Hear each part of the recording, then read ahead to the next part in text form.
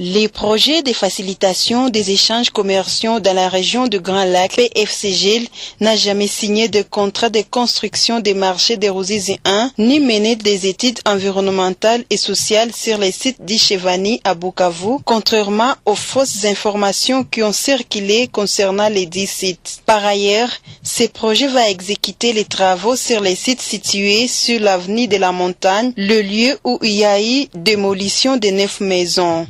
Des précisions sur l'évolution de ces projets ont été données le vendredi 22 mars au cours d'une conférence de presse organisée à l'hôtel Elisabeth en commune d'Ibanda.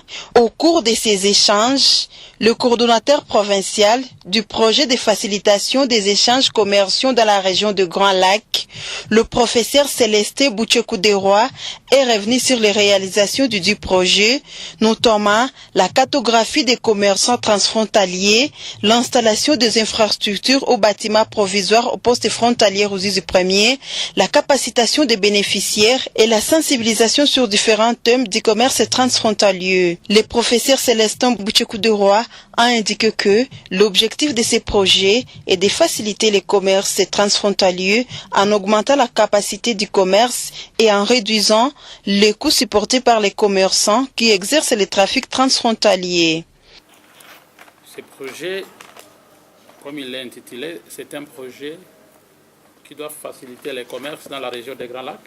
Et faciliter le commerce signifie deux choses. Il signifie améliorer les infrastructures aéroportuaires, donc dans les cas d'espèces, améliorer les infrastructures à la Ruzizi 1er, améliorer les infrastructures à la petite barrière au Nord Kivu, à Bunagana et à Kasindi. La deuxième partie, c'est la question liée à la facilitation, donc l'amélioration ou l'harmonisation des normes et des procédures afin que le commerce puisse être porteur de développement. Pour mettre sur pied ces projets, nous les avons subdivisés en 4 composantes. La composante 1 qui consiste au développement des infrastructures et des marchés transfrontaliers. La deuxième composante consacrée au renforcement des capacités des bénéficiaires, mais aussi à la navigation du RECOS, donc du régime commercial simplifié. La troisième composante, elle est consacrée à la gestion des performances. Et la quatrième composante est consacrée à la mise en œuvre, suivi, évaluation et communication. Donc nous avons invité aujourd'hui pour vous dire où est-ce que nous en sommes maintenant avec le projet. Le projet est déjà à la moitié, même au-delà presque de la moitié de sa durée. Nous avons commencé d'abord le projet par les besoins exprimés par les bénéficiaires, à savoir, on n'avait pas prévu de construire des infrastructures provisoires. Mais là, on avait constaté qu'il était nécessaire qu'on en construise parce qu'il n'y avait presque rien au niveau des frontières. Et nous avons appelé cette activité des activités à impact rapide. Parce que nous voulions avoir des résultats palpables, parce qu'avec les enquêtes de suivi et évaluation qu'on menait chaque fois, ça ne conduisait pas vraiment à des changements. Pour voir certains changements, nous avons décidé donc le gouvernement, qui est le propriétaire du projet, a décidé que les infrastructures définitives soient précédées par les infrastructures provisoires. Ça touche aussi les sites. Vous avez dit que le site des infrastructures pour le projet, c'est à Ruzizi. On voulait savoir l'autre site maintenant où l'emplacement c'est où à part Ruzizi. Mais aussi, si ce site c'est seulement pour les infrastructures, après l'étape de construction, est-ce que l'endroit sera concédé à quelqu'un d'autre ou carrément vous y resterez pour d'autres missions? Pour de la construction du bâtiment provisoire, pourquoi vous avez voulu commencer par le bâtiment provisoire? Et c'est maintenant que vous voulez maintenant construire le bâtiment qui donc remplit les normes du projet. Par rapport à l'arrêt unique, comment vous allez gérer les petits commerçants? Comment vous allez gérer les petits commerçants par rapport aux autres migrants? Parce que ces mamans-là doivent traverser avec leurs effets, parfois permettés, c'est sale, et les femmes elles-mêmes ne paraissent pas bien. Je ne sais pas comment vous allez gérer ces femmes dans ce beau bâtiment qui sera érigé au niveau des frontières. Comment gérer les petits commerçants par rapport aux autres migrants, compte tenu de leur situation ou de leurs conditions actuelles? On a pensé à cela, c'est pourquoi nous avons structuré ces petits commerçants. Aujourd'hui, elles sont structurées en 20 associations de petits commerçants. Elles ont été structurées selon les produits qu'elles vendent.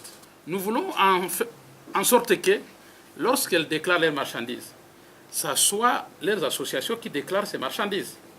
Nous voulons par exemple que les femmes vendeurs de légumes, elles puissent prendre un stand dans un marché où elles modernisent tout ce qu'elles vendent. Donc nous voulons remplacer les jetons. Parce que la DGM nous a demandé s'il y a moyen de remplacer les jetons par des cartes électroniques. Ceux qui ont déjà visité les hôtels modernes, il y a des cartes où on met des formes de crédit. Il suffit qu'on les valide. Si on vous valide pour un jour et que vous venez le jour après, je ne sais pas. Moi, je ne suis pas l'État, la loi du pays va être appliquée. Donc, on va réduire ces questions des papiers. Comme vous savez, ce sont des arbres qui produisent des papiers. Et comme nous luttons contre le réchauffement climatique, nous avons voulu aussi moderniser. Nous serons les pionniers. Une fois les projets finis, la RDC va être pionnier dans la région des Grands Lacs et en Afrique tout entière. Donc, nous avons un grand défi à relever. Les gens viendront voir ici comment nous avons fait les choses. Voilà, donc, voilà cette première partie que je voulais éclaircir. Je laisse la parole à mon collègue. Les projets de facilitation des échanges commerciaux dans la région de Grand Lac, PFCGL, est piloté par le gouvernement congolais à travers le ministère des Commerces extérieurs et reçoit les prêts de la Banque mondiale pour son financement. La conférence de presse a été co-animée avec M. Chamar Chamaliroy, spécialiste en environnement au PFCGL. Et quel autre emplacement à part la Ruzizi 1er? Il y a un autre point, est-ce que nous comptons y rester à la Ruzizi 1er ou faire d'autres activités à la Ruzizi 1er? Je répondrai aussi à la question sur la construction provisoire. Pourquoi la construction provisoire? Par rapport au site ex-Evani, le projet n'a jamais eu, je peux dire, le plan ou le projet, on n'a jamais envisagé la construction du marché sur le site ex-Evani. Le site qui nous était attribué par le gouvernement provincial était le site de la CAT, à la Ruzizi 2. Nous, projets, nous avons fait des études environnementales et sociales. Nous sommes confrontés à un problème. Le site et la CAT, le site ex-Evani, n'appartenait plus à l'État congolais. Le site appartiendrait à un privé. Donc je vous ai dit que les projets financés par la Banque mondiale ne peuvent pas se mettre en œuvre sur les sites litigieux, sur les sites à problème. Donc ce projet, nous ne pouvions pas nous imposer sur ce site-là parce qu'on dit qui construit chez autrui, construit pour autrui. Donc, pour éviter des problèmes, le projet s'est décidé de suspendre. Donc, nous n'avons pas annulé le projet de marché à Bukavu. Non, maintenant, on suspend, on attend seulement que le gouvernement provincial ou le gouvernement national donne un autre espace, un autre emplacement sans litige, un emplacement sain pour qu'on y érige le marché transfrontalier. Il faut dire la vérité, il n'y a pas d'espace tel qu'envisagé au niveau de la province pour construire le marché transfrontalier jusque-là.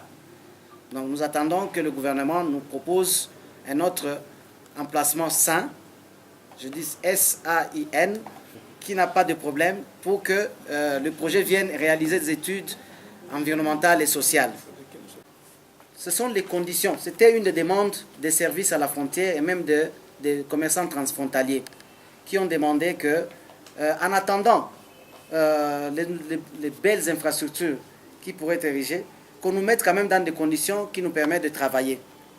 le projet, le PFCGL a entendu cette demande et a dit, bon, étudions ensemble quel type d'infrastructure provisoire que nous pouvons mettre au niveau de la frontière à la Ruzizi 1 et à la petite barrière de Goma.